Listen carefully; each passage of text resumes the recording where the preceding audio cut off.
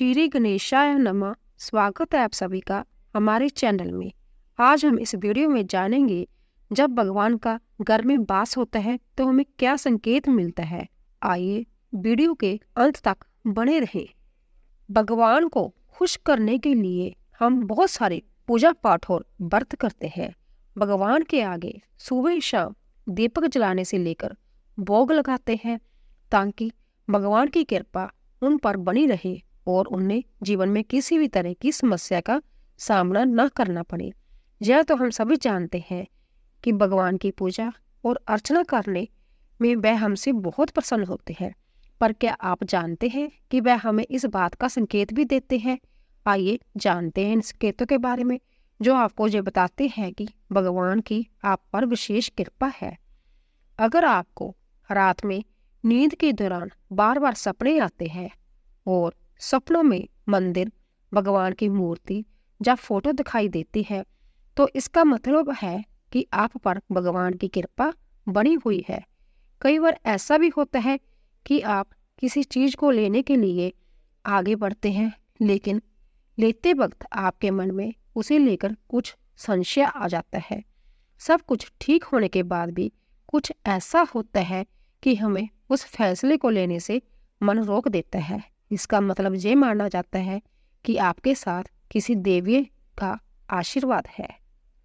जिन लोगों पर भगवान की कृपा होती है, वह अमीर हो या गरीब, उन्हें हर जगह सम्मान मिलता है। अगर किसी को कम मेहनत करने पर भी सफलता हासिल होती है तो यह भगवान की ही कृपा की निशानी है। भगवान उन्हें हर परेशानियों से बचा लेते हैं। जिन लोगों से भगवान खुश रहते हैं वह हर परिस्थिति में खुश रहते हैं। उनके जीवन में भले ही कितने दुख क्यों ना हो, वह हमेशा खुश ही रहते हैं। उन्हें कभी भी किसी भी परेशानियों से डर नहीं लगता। वह हर मुसीबत को आसानी से पार कर लेते हैं। उल्लू दिखना है शुभ। हिंदू धर्म में उल्लू को भी काफी अहम दर्जा दिया गया है। उल्लू को माता लक्ष्मी का वाहन माना जाता है। लिहाजा यदि आपको कहीं उल्लू दिखाई दे तो यह एक बेहद ही शुभ संकेत माना जाता है। किसी जगह अचानक उल्लू दिख जाए तो समझ लीजिए कि जल्द ही माँ लक्ष्मी आपके घर में पधारने आ रही है। खान पान में आने लगता है बदलाव। माँ लक्ष्मी जिस घर में आती है उस घर में लोगों के खान पान की आदतें बदलने लगती है। कहा जाता है कि ऐसे घरों में लोगों को भूख कम लगती है। खास बात यह है कि ऐसे लोगों को कम खाना भी प्राप्त लगने लगता है। इसके अलावा ऐसे घरों के लोग नशा और मांसाहारी से भी दूरी बनाए रखते हैं। झाड़ू लगते देखे तो हो जाए खुश। धन की देवी माँ लक्ष्मी को साफ सफाई बहुत पसंद है। जिन घरों में साफ सफाई होती है माता लक्ष्मी उसी घर में वास करती है। इसके अलावा माँ लक्ष्मी को सफाई में इस्तेमाल की जाने वाली झाड़ू भी बहुत प्रिय होती है। कहा जाता है कि सुबह के समय कहीं जाते हुए यदि आपको कोई घर के बाहर झाड़ू लगाता हुआ दिख जाए तो यह बहुत ही शुभ संकेत माना जाता है। शंख की आवाज देती है शुभ संकेत। हमारे धर्म में शंख को एक अहम स्थान दिया गया है। इतना ही नहीं, शंख की आवाज भी काफी शुभ मानी जाती है। इसीलिए किसी भी शुभ अवसर पर होने वाली पूजा पाठ में शंख बजाया जाता है। यदि सुबह उठने के बाद आपको शंख की आवाज सुनाई दे तो यह एक शुभ संकेत होता है। माना जाता है कि सुबह उठने के बाद शंख की आवाज सुनाई देना आपके घर में माँ लक्ष्मी के आगमन का संकेत है। यदि आपको लगातार 3 दिनों तक घर से निकलते समय नीलकंठ पक्षी दिखाई दे तो समझ जाइए कि भगवान ने आपकी सुन ली है। आपकी जल्द ही कोई बड़ी मनोकामना पूरी होने वाली है। नीलकंठ पक्षी का दिखना महादेव की कृपा होने का इशारा होता है। यदि आपके घर के सामने अक्सर सफेद गायें आने लगी या किसी दिन सफेद गाय आपके घर के सामने आकर अपने बछड़े को दूध पिलाए तो यह देवी देवताओं की आप पर कृपा होने का साफ इशारा है। यह बताता है कि आपकी पूजा प्रार्थना सफल हो रही है और आपके जीवन की सारी समस्याएं दूर होने वाली है। भगवान आपके सारे कष्ट और बुरे दिन खत्म करने वाला है। यदि घर के मुख्य द्वार के आसपास चिड़ियां घोंसला बना ले तो यह बहुत ही शुभ संकेत होता है। यह इस बात का प्रमाण है कि आपकी पूजा सफल हो गई। चिड़ियां और उनके बच्चों को गलती से भी न सताएं, बल्कि उनके लिए दाना पानी रखें। यदि पूजा करते समय आप इतने भावपूर्ण हो जाए कि आपकी आंखों से आंसू निकलने लगे तो यह इस बात का संकेत है कि ईश्वर ने आपके मन की पुकार सुन ली है। आप सुबह पूजा करने के बाद घर से बाहर जाए तो कहीं आपको बंदरों का झुंड दिख जाए तो यह भी बताता है कि आपकी पूजा सिद्ध होने वाली है। आप पर भगवान मेहरबान है। कोशिश करें कि उन बंदरों को भोजन दे। यदि आपके घर में बिना किसी अगरबत्ती, रूम स्प्रे या आर्टिफिशियल फ्रेग्रेंस के इस्तेमाल के भी घर में खुशबू और ताजगी महसूस हो तो मुझे समझ लें कि आप पर ईश्वर की कृपा है। साथ ही जल्द से जल्द आपके दिन फिरने वाले हैं। पूजा के दौरान घर में किसी अतिथि का आना भी भगवान की कृपा का संकेत है। यदि अतिथि कोई तोहफा भी लेकर आए तो यह साफ इशारा है कि भगवान ने आपकी पूजा स्वीकार कर ली। यदि पूजा के समय जलाए हुए दीपक की लौ अचानक से तेजी से जलने लगे तो समझ जाइए कि आपकी पूजा सिद्ध होने वाली है और ईश्वर की कृपा से आपके दुख भरे दिन जल्द ही दूर होने वाले हैं। अगर अक्सर आपकी नींद सुबह 3 बजे से 5:30 बजे के बीच यानी कि ब्रह्म मुहूर्त में खुले तो यह भी ईश्वर का संकेत है कि भगवान आपकी भक्ति से प्रसन्न है। अगर जिस व्यक्ति की नींद अचानक से बार बार रात के 3 बजे के बाद खुलती है तो इसे मामूली बात ना समझे। यह संकेत बहुत ही शुभ माना गया है। ऐसा माना गया है कि रात के 3 बजे के बाद देवी देवताओं की शक्तियां जागृत हो जाती है जो कि आपसे बहुत कुछ कहना चाहती है। ऐसे में आपका बार बार 3 बजे के बाद उठना कामयाब होने का संकेत है।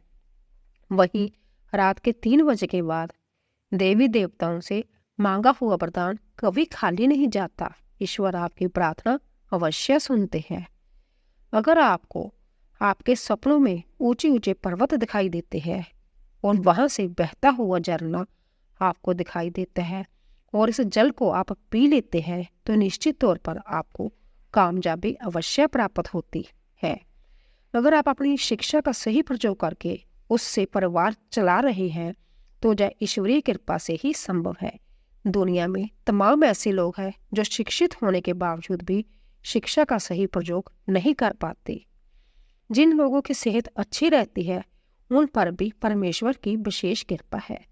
सेहत खराब होने से सिर्फ आपके शरीर पर ही असर नहीं होता बल्कि आपकी आर्थिक नुकसान भी होते हैं। इसीलिए निरोगी काया प्राप्त किए लोगों को खुद को भाग्यवान मानना चाहिए। यदि आपको जीवन में सुयोग्य जीवन साथी मिल जाता है तो यह भी परमेश्वर की कृपा से ही संभव है। एक अच्छा जीवन साथी आपके पूरे जीवन को खुशहाल बना सकता है, लेकिन अगर जीवन साथी खराब मिल जाए तो पूरी लाइफ झगड़े और क्लेश के बीच गुजरती है। अगर किसी व्यक्ति की संतान आज्ञाकारी है तो यह भी परमेश्वर की ही कृपा है, वरना आज के युग में ज्यादातर लोग अपने संतान की वजह से ही दुखी है। सही गलत के बीच अंतर करने की क्षमता जिन लोगों के पास है उन पर उनके इष्ट देव का आशीर्वाद होता है। भगवान के दर्शन सपने में करने वाले लोगों पर भी देवी देवताओं की कृपा होती है, वरना परमेश्वर को देख पाना हर किसी के लिए संभव नहीं। जिस व्यक्ति का क्रोध पर वश है, जिसका मन शांत है, जो हर परिस्थिति से सामान्य रहकर निपटना जानता है, ऐसे लोगों पर ईश्वर का हाथ होता है, तभी जैसा संभव हो पाता है। भगवान हमें अपने वास्तविक रूप में दिखाई नहीं देते, लेकिन कुछ लोग ऐसे भी होते हैं जिन्हें भगवान के तुल्य माना जाता है। इनमें माता पिता, गुरु या ब्राह्मण है। इनमें से कोई भी व्यक्ति पूजा के दौरान आपके घर में प्रवेश करता है तो यह बहुत शुभ माना जाता है। आपको उन्हें घर से खाली हाथ नहीं लौटाना चाहिए। पूजा के दौरान अगर भगवान की मूर्ति या प्रतिमा से कोई फूल या माला आपके पास गिरकर आ जाए तो यह बहुत ही शुभ संकेत है।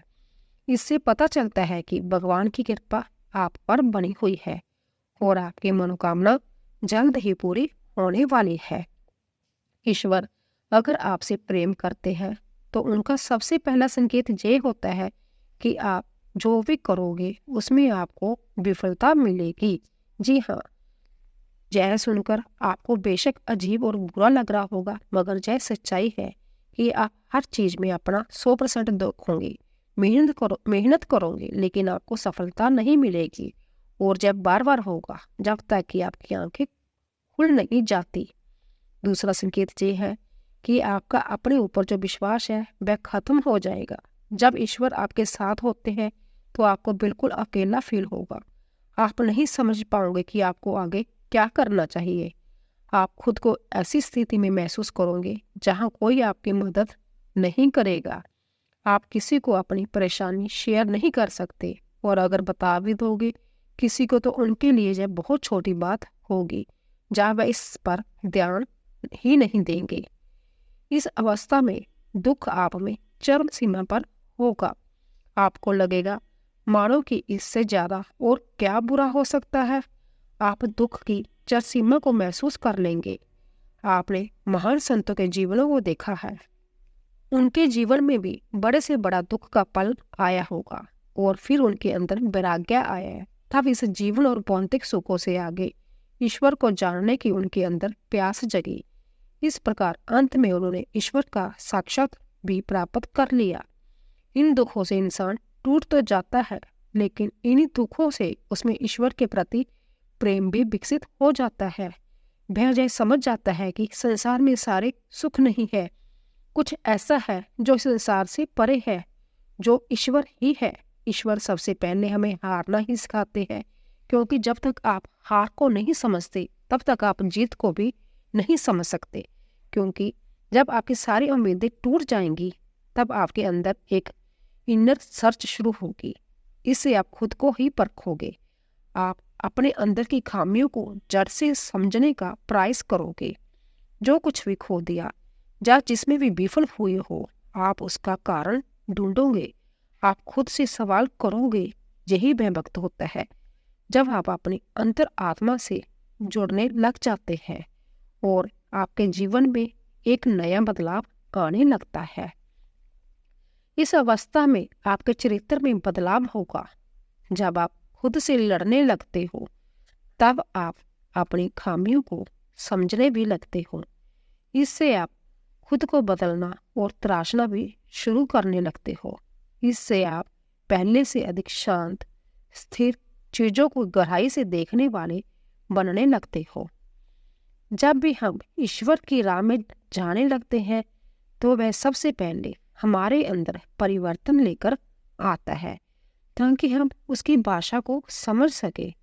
जब तक हम ईश्वर के गुणों को नहीं समझेंगे तब तक हम ईश्वर और उसके प्रेम को भी नहीं समझ सकेंगे। इसीलिए ईश्वर हमारे अंदर बदलाव लाते हैं, हमें उनकी भाषा को समझना सिखाते हैं, चाहे वो दुख हो या किसी भी जरिए से। इस अवस्था में आप किसी भी चीज में हार जीत का अनुभव नहीं कर सकोगे। जय वह वक्त होगा जब आप बदल चुके हैं, आपके अंदर बदलाव आ रहा है, आपका नजरिया जीवन के प्रति बदलता जाएगा, जिससे बाहर घट रही घटनाओं का असर भी आपके अंदर बहुत कम होगा।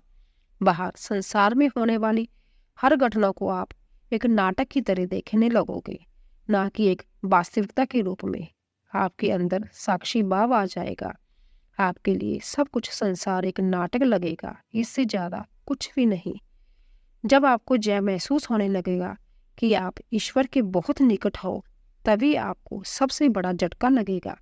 जहाँ ईश्वर की सबसे बड़ी कड़ी परीक्षा होती है, यही आपके विश्वास, आपकी बुद्धि, हर चीज तोली जाएगी जो कुछ भी आपने अभी तक अपनी यात्रा और साधना से सीखा है। इस वक्त आपके जीवन में ऐसी ऐसी परेशानियां, दुख आदि या इतना सुख, ऐशोराम आ जाएगा कि आपको वाकई में लगेगा कि ईश्वर तो कुछ भी नहीं है, वो केवल एक झूठ है, एक छलावा है यह समय सबसे अधिक धैर्य का होता है। अगर आप इस समय अप्रिय पद से विचलित नहीं हुए तो 8वें संकेत के रूप में ईश्वर तो खुद आपके समक्ष प्रस्तुत हो जाएंगे, फिर चाहे वो किसी भी रूप में हो। 8वां संकेत ऐसा होता है जिसे शब्दों में व्यक्त नहीं किया जा सकता। इस स्थिति पर पहुंचने पर आपके मन में लेश मात्र भी संशय नहीं रह जाएगा कि ईश्वर आपके साथ नहीं है। आपको हर पल ईश्वर का आपके साथ होने का एहसास होगा। आप इस अनुभूति को पाकर मदमस्त रहेंगे और आपको ऐसी शांति और आनंद की अनुभूति होगी जिसे बातों के द्वारा नहीं कहा जा सकता। प्रिय दोस्तों, आज के वीडियो में बस इतना ही। हमारे द्वारा कई शास्त्रों अनुसार जानकारी आपको अच्छी लगी तो वीडियो को लाइक कीजिए, शेयर कीजिए और सब्सक्राइब कीजिए। धन्यवाद।